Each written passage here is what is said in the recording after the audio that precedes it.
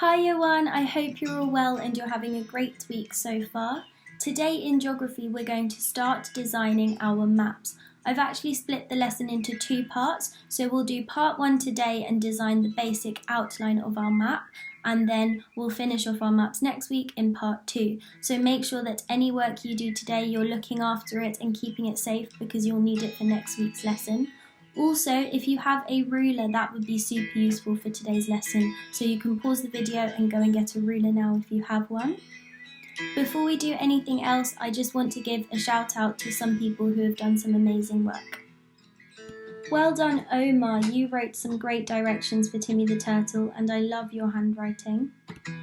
Well done Daniel, you also wrote some amazing directions for Timmy the Turtle and you kept all of your writing on the lines, which is excellent. Well done Sophia, you wrote some great directions for Timmy the Turtle and they're super concise. Well done Keshav, you wrote some directions for Timmy the Turtle too, and you drew the little symbols for each place, which is really nice. Well done Aditi, you wrote your directions and you numbered them accordingly, well done. Well done Abigail, you also wrote numbered steps for directions, which is great. Well done Tiana, you practiced your directional language and you wrote the steps for Timmy the Turtle to find his way.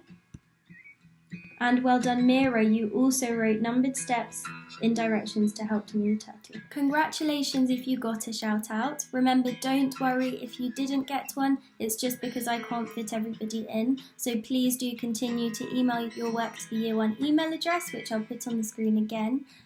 Please do start if you haven't already, because Miss Morgan, Miss Zadie and I really do love looking at all of the amazing learning you're doing at home. So we need to start by writing the long date, which today is Wednesday the 13th of May 2020. So please can you pause the video and write this on the top line of your page. We're going to start by recapping some of the keywords and facts that we've been speaking about through the whole topic. So, what is this, and do you remember the rhyme to name the 4 main points of it? Pause the video and have a think. So this is a compass, and the rhyme to remember the 4 main points is never eat slimy worms. So well done if you remembered that.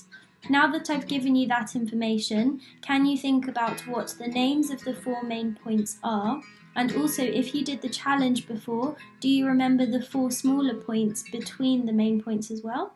Pause the video and have a think. So the 4 main points are north, east, south and west.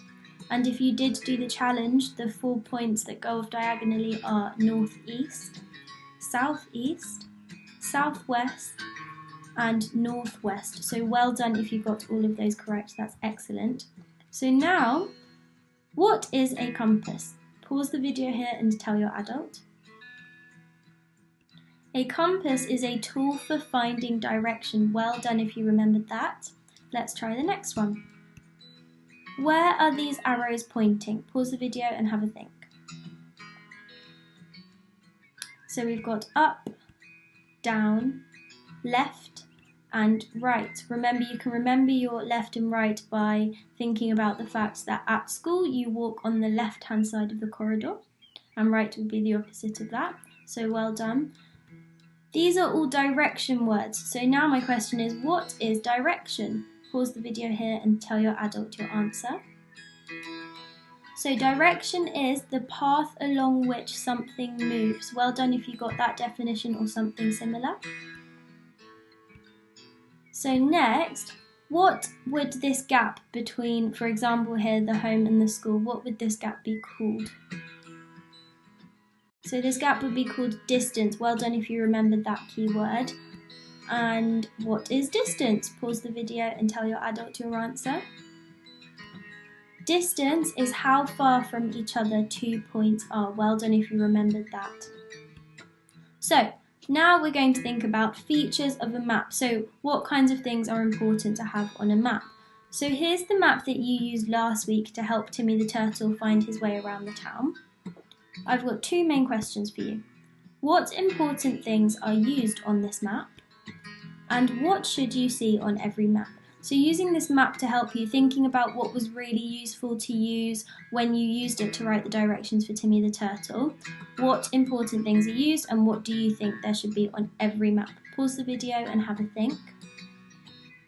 So you might have said things like symbols to represent different things. A key, which is on the left here.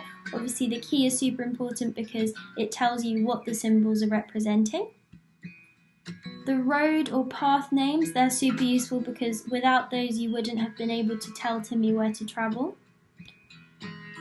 And there are also two other things that I actually forgot to add when I made this map for you last time. So I'm going to add them now. Keep your eyes out. Here we go. I've added the two things that I should have had on the map beforehand when I made it. So pause the video here, think about what these two things are and why they're important to have on the map. Pause the video while you do that.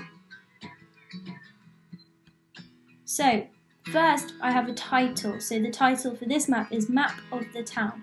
The title is super important because without that, whoever reads the map won't know what the map is of. So you need to make sure you have a title on your map. And also a compass, and I've added the compass in the top corner there. The compass is useful because it shows you which way the map is facing. So in this case I haven't had to turn the compass because the compass is facing north and the map is facing north as well. But if my map was facing east or west or south, I'd have to turn the compass accordingly. So well done if you got the names of those two things. So now we need to think about designing our own map. There are lots of things to think about. These are 3 questions that I think are super important. What do you want to make a map of? What things are on the map? And what symbols will you use? So in the case of our map that we're all making, I think it's best if we make a map of the school because we all know that area, so we can work together to make the map. But if you want to, you could make a map of your home or your local park or something like that. But I'll give you the most help on how to make a map of the school. So we've answered the first question. With this in mind, can you think about your answers for the next 2 questions? Pause the video while you do that. So for what things are on the map, you might have thought of different corridors or hallways or pathways, kind of like the roads that we had on the map before. And also rooms or areas that you want to show on the map. So well done if you got any of those. And for what symbols will you use? You can use the symbols you designed before. So a couple of weeks ago, I asked you to, in preparation for making our own map, to design lots of different symbols for different areas of the school, and you all did that excellently. So when you make your school map, if you want to, you could use the symbols that you've already designed. So I'm going to show you a quick outline of the school that I've done. I'm not including the whole school because our school's massive and it would take a lot of work to make a map. So I've just chosen a little section of the school that covers all of the parts that we use every day.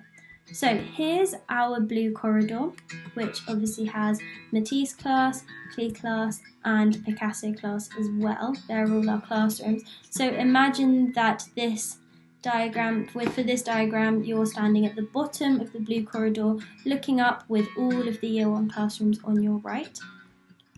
So across here, you've got the big yellow corridor where you can find the toilets that you use or the staff room, places like that. There you've got the blue corridor continuing up towards Mrs. Edwards' office and the Key Stage 1 hall where you do your sports lessons.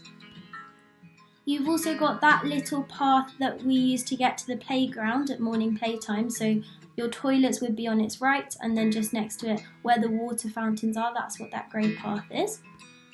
Then you've got the purple corridor, which is where the Year 3 classrooms are, and the corridor that we walk down to get to the lunch hall. And I've also got the other little pathway to the playground that you use after you've eaten your lunch. So this is the chunk of the school I've decided that would be good for our map. And there's an outline, a quick outline that I've created. Also, I hope you've noticed that I did the corridors according to their colours, so then it's super easy for us to read. So, I want you to think about designing your own map and I want you to write a plan. So these are the questions I want you to answer. What do you want to make a map of? Hopefully a lot of you will say the school, but if you want to challenge yourself, feel free to design a map for any other place you want. Second, what things are on the map? So you might want to think of different classrooms, water fountains, toilets, the playground, any other things. Number 3, what symbols will you use? So maybe you'll use the ones you did before, or maybe you'll want to design some new ones, it's up to you. And then I want you to draw the outline for your map. There's Timmy the Turtle saying you can rewind the video to see my outline. That's true, thank you Timmy the Turtle. So if you want to do that small section of the school that I showed you, feel free to rewind the video and use that as an example for your outline. This is why I asked you to get rulers earlier if you have them, because that will make it a lot easier for you to draw your lines for your map. Adults, please help the children using their rulers if they're struggling. So that's what I want you to do today. All we're doing is thinking about what's going to feature on our map and drawing our outline, and then next week we'll fill in all the gaps and complete our maps. So you can pause the video while you do that. Well done for all of your good listening again today, and I hope now you have a great map outline that's ready to be used next week in our lesson when we finish it off and we add all the details. Please do email your outlines to the Year 1 email address because I'd love to see them, and I hope you have a great day. Bye bye.